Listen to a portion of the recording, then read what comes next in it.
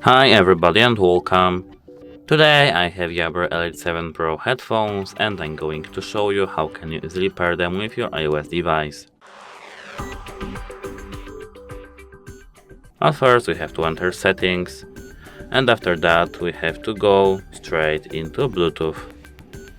Here we have to remove our headphones from our case and enter pairing mode. To enter pairing mode, we have to hold our touch panel buttons for at least 3 seconds.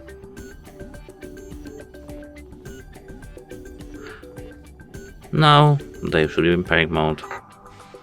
As you can see, they are. We just have to click on our headphones on our list.